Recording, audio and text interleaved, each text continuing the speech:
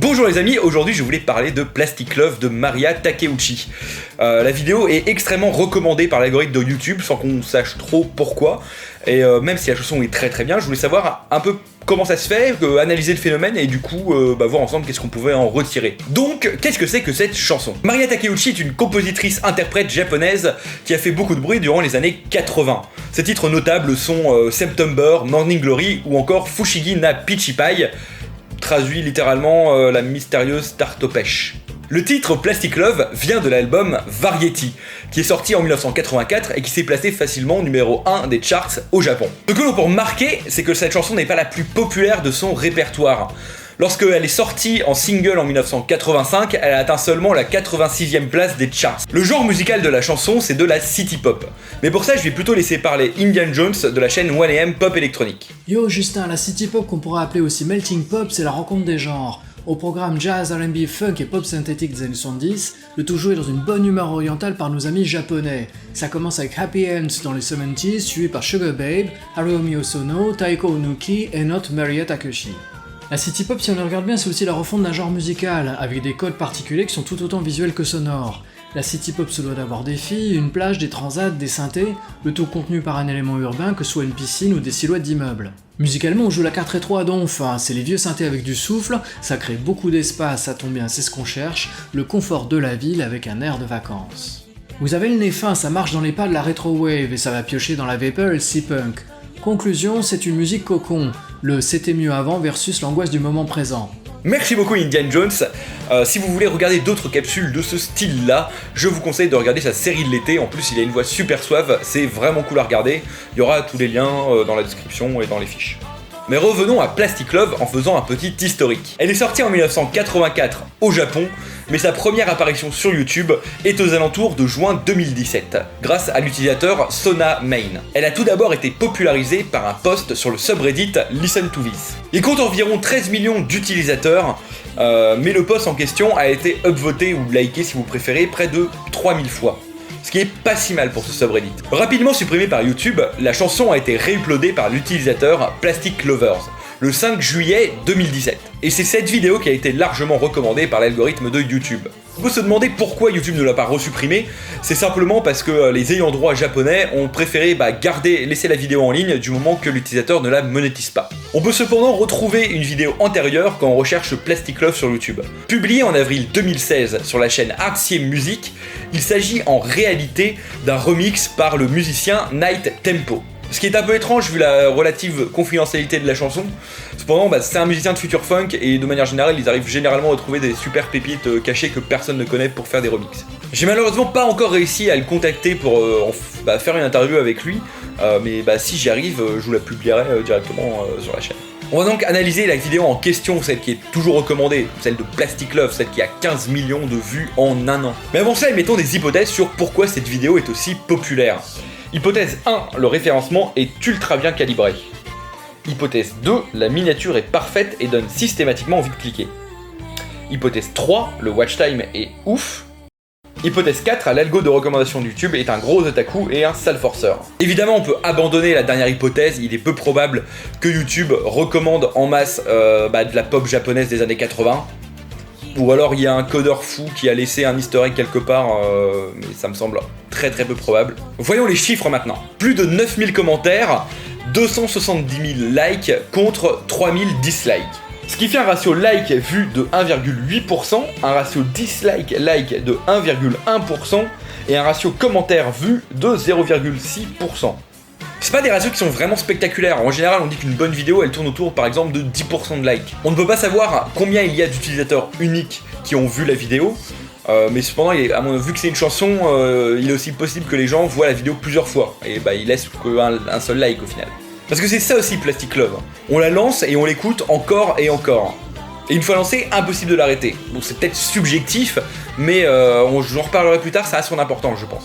Pour analyser la vidéo, j'ai utilisé le plugin TubeBuddy. C'est pas du tout un placement de produit parce que, à mon avis, c'est ultra crasseux comme plugin, faut vraiment pas l'utiliser. Donc, ce que je vous conseille, c'est de l'utiliser dans une machine virtuelle, sur un truc totalement dédié. Et quand vous devez vous inscrire, vous utilisez une nouvelle chaîne que vous venez de créer. parce qu'il demande des droits qui sont vraiment bizarres, enfin en tout cas que je laisserais pas n'importe qui utiliser, comme notamment poster des vidéos par exemple, ce qui peut justifier, hein, mais dans le doute je préfère vraiment pas laisser ça quoi. Donc au niveau référencement, qu'est-ce que ça donne? Bah c'est de la merde en fait. Il y a aucun tag. Il n'y a pas de vidéo en encart de fin, il n'y a pas de fiche, il n'y a pas de lien dans la description vers d'autres vidéos, vers d'autres trucs de l'auteur. Enfin, c'est assez hallucinant. Donc c'est assez ouf pour une vidéo à 15 millions de vues. Genre, y a pas, ils font vraiment tout l'inverse de ce qu'on recommande dans tout ce qui est web marketing digital, machin, tous les bonnes recommandations à faire. On peut écarter l'hypothèse 1 parce qu'il y a très très peu de référencement, quoi. Ça sert quasiment à rien. Ensuite, regardons la miniature. Et là, c'est plutôt intéressant pour le coup. La photo vient de la pochette de l'album Morning Glory, et non pas du single. Elle est en noir et blanc, et ce qui est assez inhabituel pour un monde YouTube où généralement les miniatures sont chatoyants, très saturés, plein de couleurs. Ça dénote vraiment. Et paradoxalement, ça attire l'œil, parce que dans un monde très coloré, la photo en noir et blanc, elle va étonner, elle va intriguer, et on va plus cliquer dessus. Le format aussi de la photo est très bizarre, c'est pas du 4/3, c'est pas du 1/1, c'est vraiment un truc un peu hybride.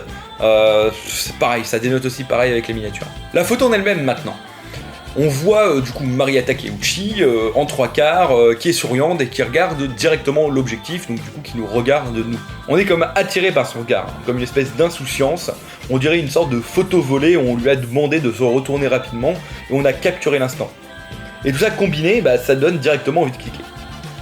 En comparaison, la photo originale du single fait plutôt pâle figure. Je pense qu'on peut dire que la miniature a joué pleinement son rôle dans la popularisation de cette vidéo. Mais une miniature, ça fait pas tout, il y a plein de vidéos qui ont des miniatures très catchy, et pourtant elles font pas 15 millions de vues en un an. Dans une précédente vidéo, j'avais relevé l'importance du watch time, notamment pour l'algorithme de YouTube lorsqu'il s'agit de recommander des vidéos. Malheureusement, c'est la seule donnée qui n'est pas vraiment publique, et du coup, j'attends toujours la réponse de Plastic Lovers pour qu'ils me disent, qu'ils me donnent cette information en fait. Donc à partir de là, je vais faire plutôt des suppositions, ça va être d'autant plus subjectif qu'avant. Je pense que Plastic Love est la chanson parfaite. Et surtout pour YouTube. Dès qu'on entend les premières notes, on est directement accroché.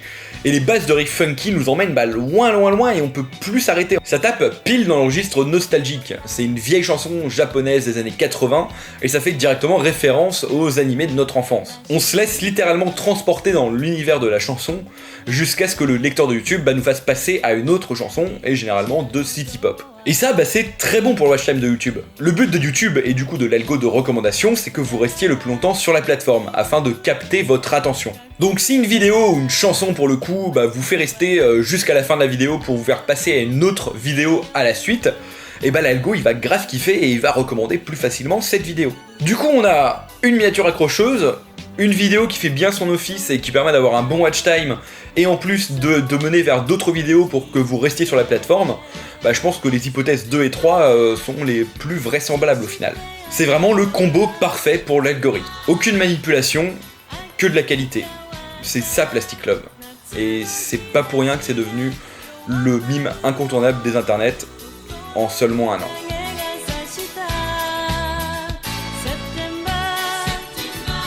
Merci d'avoir recommandé cette vidéo. Si elle vous a plu, je vous invite à laisser un pouce bleu des familles ou aussi un commentaire pour... j'aimerais bien savoir si vous avez le même avis que moi, si vous kiffez aussi Plastic Love.